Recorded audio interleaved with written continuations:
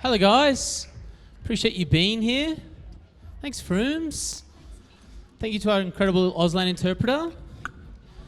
My name is Angus O'Loughlin. I am, as Dylan Alcock calls me, an able-bodied idiot.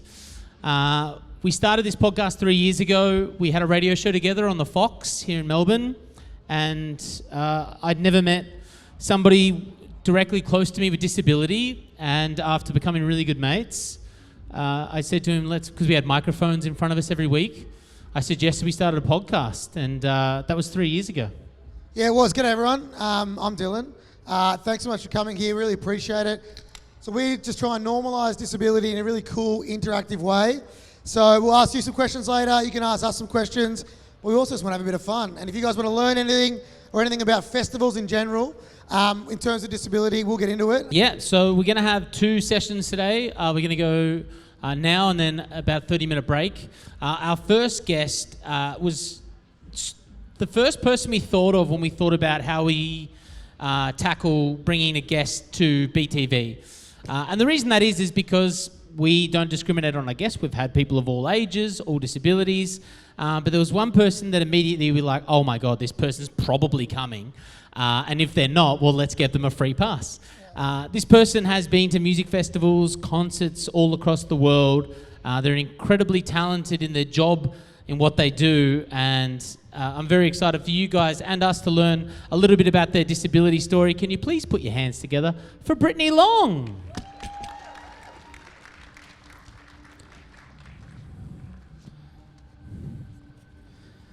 She's walking and in a chair. What the fuck? Is that what you're thinking? Gosh. No, that's just my spare wheelchair. Britt, thanks so much for joining us here. How you doing? Thanks for having me. Now, before we get into your disability, Angus kind of touched on it. What's your involvement at music festivals? Because I go to a lot of them and I pretty much see you at all of them. You're working. I'm just drinking the free piss. So what brings you here today? I know you're working this festival. So what's your talent that you bring here? Yeah, so I'm a live music photographer. I've been doing that for just over 4 years now. And, you know, being at a festival with a camera in hand is my happy place. Beautiful. How long have you been doing it for? Just over 4 years. So you had acquired your disability at what age? 2016, so I was 16. So you were shooting photos before that or not? I was, but never anything music related. I hadn't even been to my first concert yet. So music festivals, we know that you've been to them before. Why do you choose to become a photographer in a place that has hills, grass, and how do you make that accessible for you? Some might wonder, hey? I guess for me, it's about showing anyone that, you know, being in a wheelchair or having any kind of disability that, you know, is an obstacle or a barrier to doing something that you love. Like, you can't let it stop you. So let's go back to, we're going to talk about the music festival side of it, you know, a fair bit. It makes up a lot of the story of you over the past 4 years. But you did say in 2016 you acquired your disability. Can we ask how you got your disability? Yeah, sure. So in 2016, I got back from the Great Barrier Reef. I'd been on a family holiday. I'd been scuba diving and snorkeling, and I basically came back home and I got a virus. I don't know what that virus was. I'll probably never know what it was. But I got pharyngitis and laryngitis, and I had a neck that was swollen like one of those big frill neck lizards, and I lost the ability to speak for 8 months. I couldn't whisper, communicate, make sound, absolutely nothing, and became progressively sicker over the year. I was in and out of hospital, in and out of doctors' offices. They were telling me different things, and the big one was the 9th of November 2016. I was at the dentist, purely just a random time and place. I walked into the dentist and my body shut down, and I haven't walked properly since. So, I know why I'm disabled. I had a tumour wrapped around my spinal cord that was cut out when I was a couple of days old. If you get hit by a car, you know you got hit by a car, right? That's why you're in a wheelchair or whatever your disability is. How does it feel not knowing what actually happened? Like what virus it is? Do you sit in hospital and you go, bloody tell me? Are you taking the piss? Or what's that feeling like not actually knowing? I think you get to the point, I was in and out of hospital for that whole year and, the consequential years after that. And you just get to the point where you're like, you don't want it to be something, but you also do, because then you've got an answer. And no one will say that they don't know. They'll just go, I had so many doctors tell me I didn't want to walk enough. I was making it up. It was all in my head. And, you go from having this life plan, and I was always a very academic student, so I knew what I wanted to do. I was going to go to medical school and, all that kind of thing. And suddenly it's like the carpet underneath you's just been ripped out and your whole life's falling apart, essentially. We hear a lot of stories. We've been doing this podcast for 3 years. I think we've had 60 guests, and a lot of people who acquire their disability through accident, disease, illness, speak about the hospital system. And they say, because if you're a doctor or a nurse, we know how understaffed you are. I'm not making excuses, but a lot of the time it's try and get a diagnosis, move on to the next. What about for you? I know that you were disappointed with the care that you had in that first year in 2016. Can you talk about what the disappointment was and maybe the bedside manner that you received? Yeah, so unfortunately, you go into a hospital and you're in the worst place that you've ever been. You're physically having problems and you're sick. You go to a hospital to be helped. And unfortunately for me, I was treated like a drug seeker in many instances. And just people not believing me. I had physio drop me on the floor because they were like, "Nah, you can stand." I had, nurses and doctors, and I used to have a neurologist who'd, put his hands behind his head and go, "Oh, well, that's something we haven't seen before." But no one will actually say to you, "We don't know what it is and we don't know how to help you." So the thing with the medical system is that they're very much in a box. If you don't fit a specific box, then they don't know what to do with you. And, it's a real problem. You also lost the ability to speak for 8 months. I reckon a few people in the crowd might lose the ability to speak in 8 hours. But you clearly got that back. So what happened then? So was that part of the virus that you had? And what was the journey to get the ability to talk back? Yeah, so the virus initially attacked all my vocal cords, which obviously took away the ability to speak for those 8 months. As someone who knows me, you know that I like to talk. Can speak.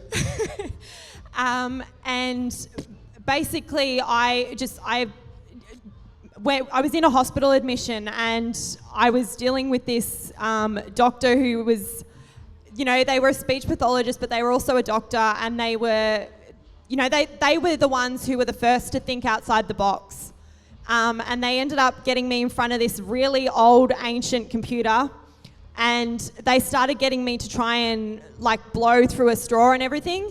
And during that hospital admission, I remember just constantly having sessions with them. And because they didn't know what the virus was or anything about it, when on the 9th of November, when I lost the ability to walk among everything else, I was completely paralysed. I also, again, lost the ability to speak. And so it was like starting from scratch all over again. And to be lying in a hospital bed and to essentially be trapped in your own body. I couldn't move, I couldn't communicate.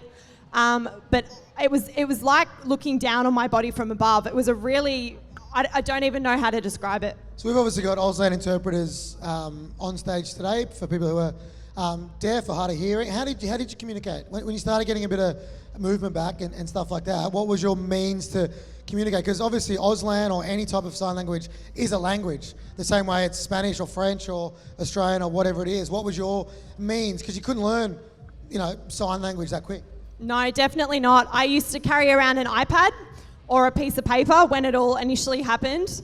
And I used to be sitting, because I was still studying at high school, and I'd just, be madly waving my piece of paper in the air or my iPad, trying to, answer the questions in class, and you're trying to type as fast as the teacher is speaking.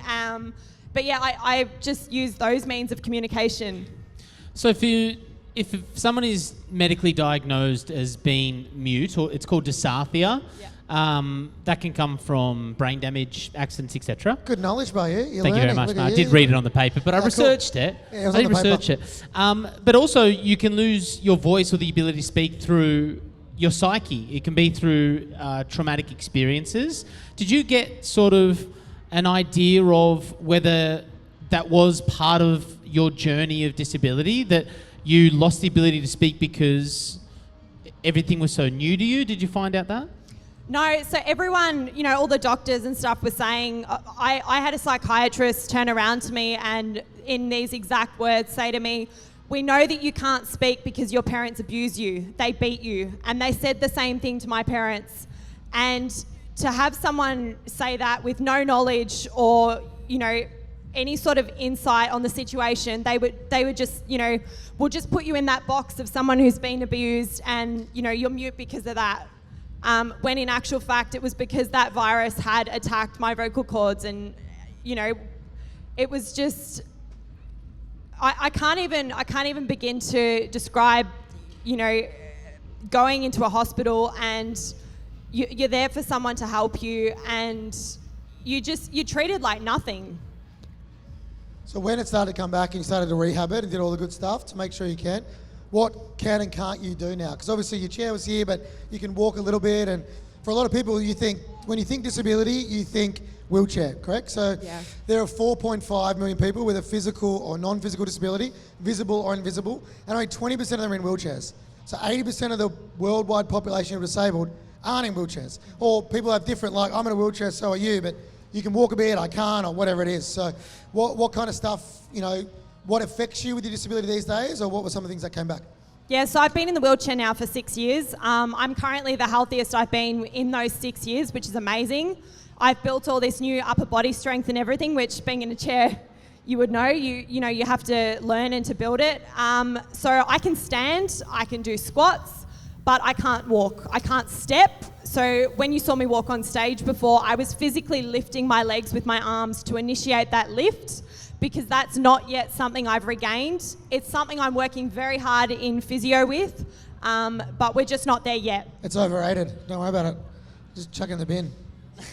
Dylan's not a big fan of walking, by the way, guys. So Fuck that. we're glad you're sitting here today, because don't show off. Really hurts us. You went back to school though, so this happened when you were 16 years old? Yeah, so I was just doing my first year of VCE in year 11. So what was it like going back to school in a chair? Did you go back in a chair? Yeah. And how did you find your students or fellow students took you on? Did people change? Kids can be cruel. So I wasn't very open, apart from with my closest friends, as to what had happened. So it was sort of like I walked into school one day, and then when I eventually returned after that period, everyone was sort of just like, oh, she's in a wheelchair now, because they didn't know that I'd been in hospital, and apart from my closest friends. And so for a lot of them, it was a shock. It was definitely a shock. I mean, it was a shock for me to be at such a prime peak of my life and to have it all planned out like a lot of people do, and to just be forced to step back and to really think about what matters. And I wouldn't be where I am now without my support network of friends and family. I had best friends of mine who were feeding me by hand when I was completely paralyzed and couldn't feed myself. And, if that doesn't say friendship, then I don't know what does. So you went to school, went back to school. At what age were you like, yeah, I'm going to give this photography thing a crack and actually start to make it a career? So I've always loved photography since I was a kid. I established my photography business in 2017, and I used to photograph pregnant ladies and babies. And then I went to a Pink concert in 2018, and I snuck in a small little camera that looked non-professional. Pink's actually coming on stage in 5 minutes, by the way, so make sure... Tell your friends, Pink's here in 5. No, she's not, sorry. The dream, the ultimate dream.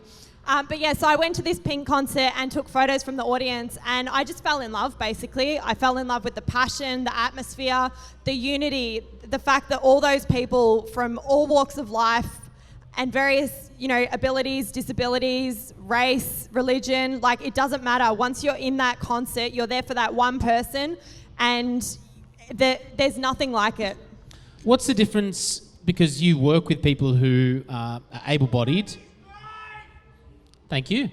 What's been the most notable difference for you being a music photographer? Is it accessibility? Is it not being able to get the same height shots? Have you managed to get better shots by being low? Yeah, so accessibility is definitely a big thing. And for me, it's been just things like having to climb stairs. Or when I started out, I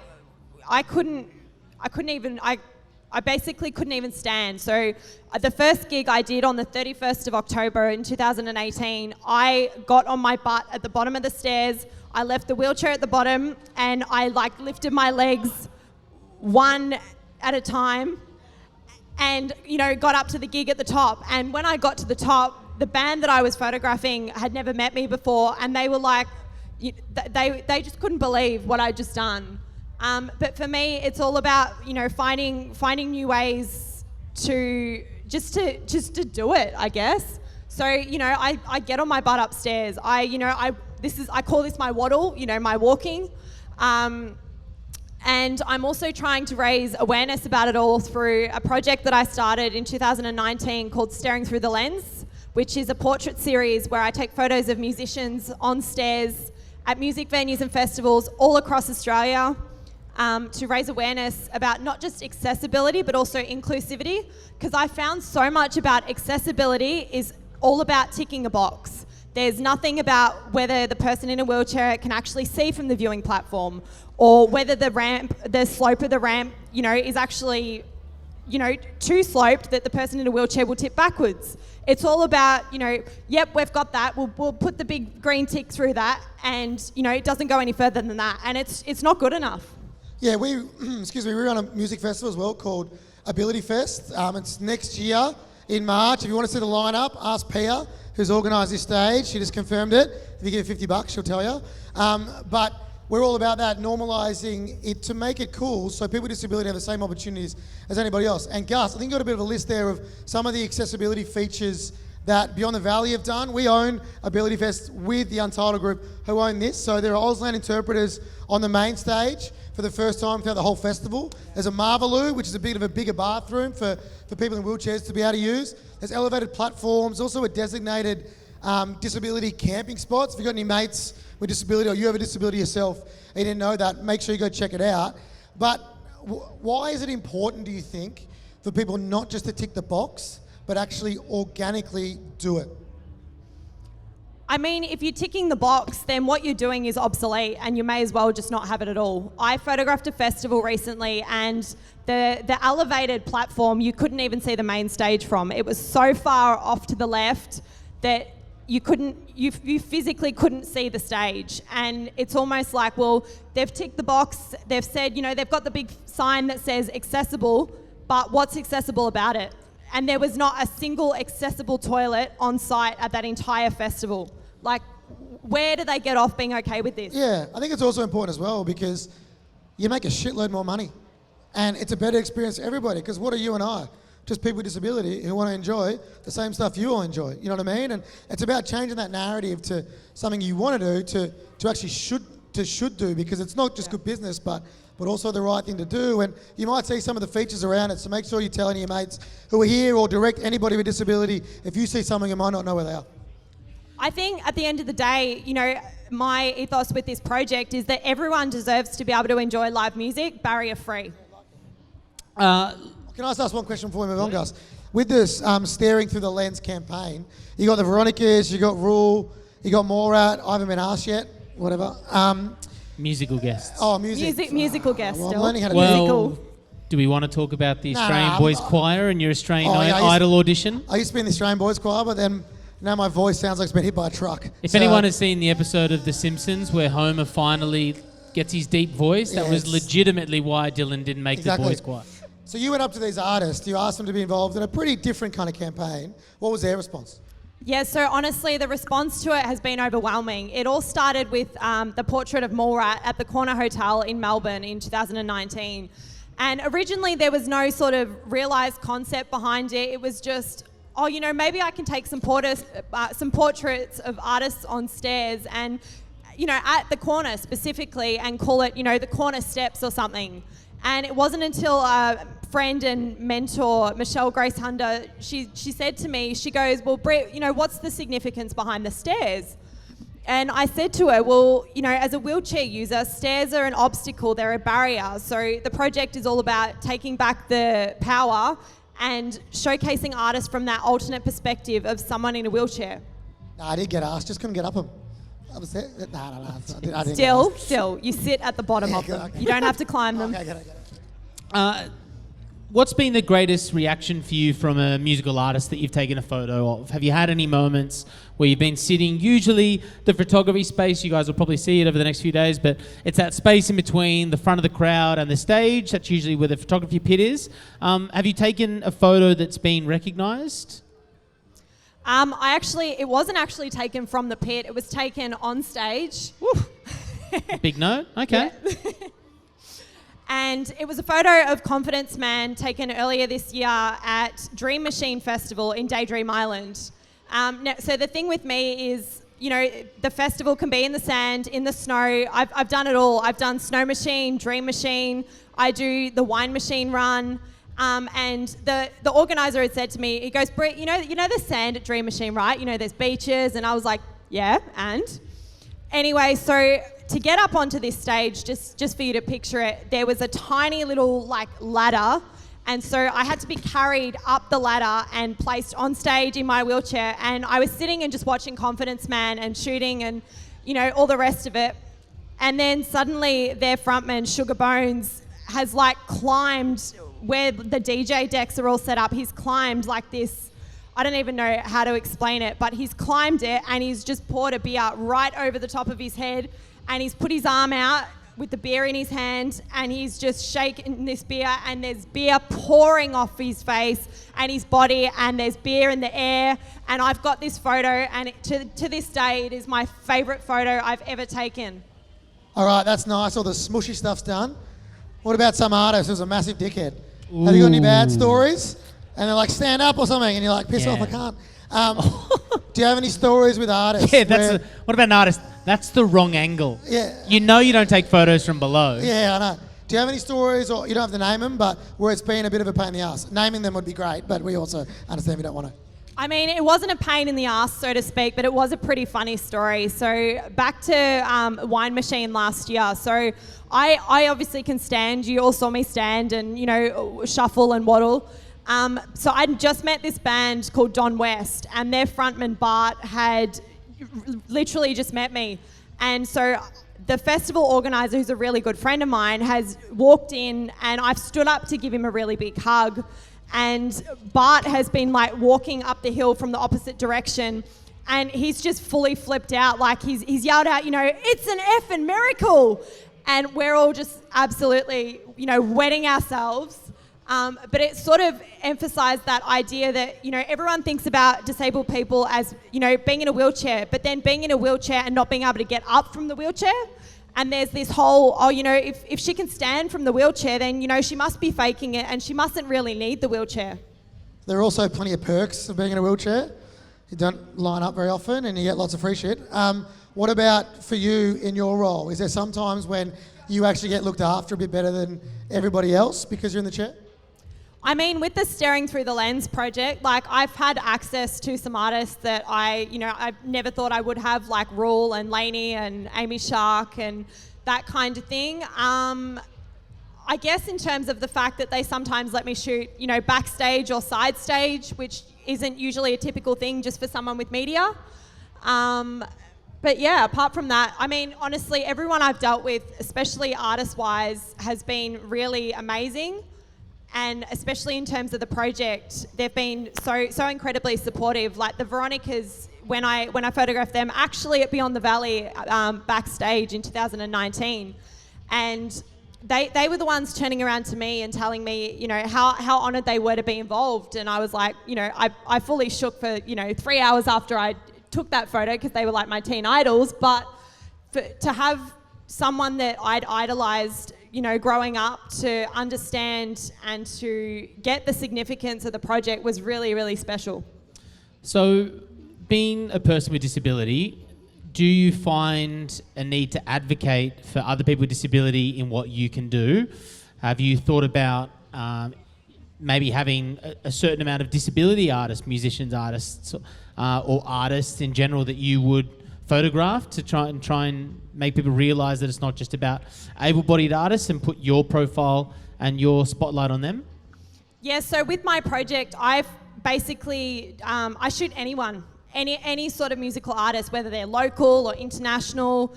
And my ultimate plan for the project is to publish it as a coffee table book, and to initiate the conversation surrounding not just accessibility but inclusivity. And so I have actually got several artists who identify as having, different sorts of disabilities, not just physical, that are involved in the project. And I will, definitely continue to do so, because at the end of the day, if I can use my own experiences with adversity to give someone a new perspective, then why wouldn't I? Apart from Beyond the Valley, which is the greatest festival on earth, would rather be nowhere else, what is your dream shooting location and dream person or artist to shoot? So, it can be in different places. Yeah. So dream festival is Glastonbury. Or good luck in a wheelchair. That journey is tough. I don't know if you know about mud and chairs, not great friends. No, I've experienced the mud and chairs. And dream artist would be Pink. For me, that's where it all started. And she's ultimately my idol, and someone who I wouldn't be sitting here right now, and I wouldn't be photographing music if I hadn't gone to that concert. So for me, it would have to be Pink. Luckily, Pink tours Australia every 3 days. Yeah. So, and does 1,000 shows at Rod Laver. I don't think that'll be hard. Why Glastonbury? Because it is tough, in all seriousness. Yeah. Why'd you choose that? I don't know. I guess for me, it's like it's one of the peak festivals in terms of being a music photographer and shooting Glastonbury, and also just to show people that it is possible. Like, don't let the mud and grass stop you. Find some hot dudes and get them to help you out. Okay, well, your partner's in the crowd. Not the greatest thing to say. We do a thing called the Bowl of Uncomfortable, Britt. This is where, or for you guys listening as well, and we are actually recording this, so it will be on our podcast, in January. But the Bowl of Uncomfortable is a question that people send us. It's a question that usually, sometimes not, but able-bodied people will send us a question because they don't feel comfortable asking somebody in a chair or asking someone with disability, but are curious to know. So the Bowl of Uncomfortable, Dylan and I both have one. I'm going to hit mine first. This is actually a more generic question. So Dylan and yourself would be a great answer. Anonymous. I have a small music venue in Adelaide, and recently a journalist in a wheelchair wanted to come to a gig. I told her about the venue's lack of accessibility. It's 55 years old, and she decided to write an article about my venue's lack of accessibility instead of the gig she didn't come to. Why should small business make tens of thousands of dollars worth of renovations and adjustments just so one or two people can take a photo or write an article? Good question. Wow. You first, you're the guest. You're the guest, you go first. I guess, again, everyone deserves to be able to enjoy live music, to barrier-free, whether that's the fact that, they have to put a ramp in, or I've had certain venues offer to, carry me in my wheelchair upstairs. And if they don't make the changes, then people won't come. And you'd be surprised how many people with disabilities, of any form, just don't come to shows because they can't get to them, or there's a barrier that's preventing it from being easily accessible to them. So in actual fact, they're going to spend a lot on the renovations, but in the long run, it's going to be worth it because then their venue will be open and available and accessible to a wider population. Yeah, you nailed it. There's 1 million people alone in Victoria with a disability, and they'd go to shows if people would let them in. So I think it's about doing that. There's probably people in this crowd right now with disability. It's some form of disability they haven't told their mates about because you get discriminated against, you face unconscious bias, whatever it is. So there's a little bit of build it and people will come, and that is true. But also, I also sympathise for the venue as well. You know what I mean? In the fact that old buildings, tough to do, they might not have much money at the moment, whatever it is. So there are a lot of funding schemes as well out there that people can attack and try and get into to get money. But there is an element of, there's a much bigger customer base than you think, because there are a lot more people with disability around that you probably don't see every day because of the lack of mainstream representation, but there is a lot in everyday representation. And sorry. Oh, now you got bloody 2 answers. On fire. And not just, punters with disabilities, but what about the artists with disabilities? Well said. And the that are out photographers. there? And the photographers, and, the people that want to work at these venues and be part of the scene, but they've got that barrier stopping them from being able to do what they love. I might also jump in something about Ability Fest. So I spoke to a woman with disability who's been on our podcast before after meeting her at Ability Fest, Maya Dove. And Maya was there with 10 friends. 2 had disability or identified as having disability. And all 10 of those people, 8 being able-bodied, or, at least at the time, identifying as being able-bodied, said that this was the festival they wanted to go to because all of them could go together. So it's not necessarily about 1 or 2 photographers or journalists coming in. It's about creating accessibility that you can take your friends with disability, not have to worry about the accessibility of it, or worrying about if someone can enjoy the festival, the show, the gig, the pub, just because they might need some help getting up a couple of stairs. Well said, Gus. Mine's a bit tougher. It's for you alone, from Marie on Facebook. Because you have the ability to get up and get out of the chair and walk, do you think people don't take your disability seriously or not think it's real? And do you avoid telling people because of that? Oh, 100%.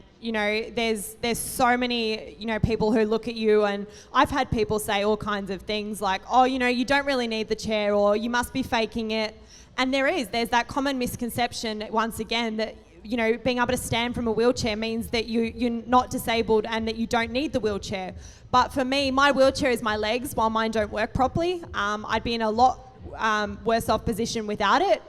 And so I guess I show them, I show them through the Staring Through the Lens project and offering that alternate perspective. And, even for some of the artists who had never met me before, and then, I'm standing side stage shooting, or they let me, I used to crawl around their stage. And so, yeah, it's definitely a big thing. And the way I explain my disability and the way I've been explained to is that your body's like a computer. You can have hardware and software problems. All my hardware works, but my software is malfunctioned. And so, when I have the conversation with people, I explain that because I can't tell them, why it happened or when I'm going to walk again. I know within myself that I'll get back to, walking, and it's something I'm working really, really hard towards. But right now, the wheelchair is my legs, and yeah. I think we'd love at this point to thank Brittany Long. Can we put some hands together? Good job, Britt. Our incredible guest.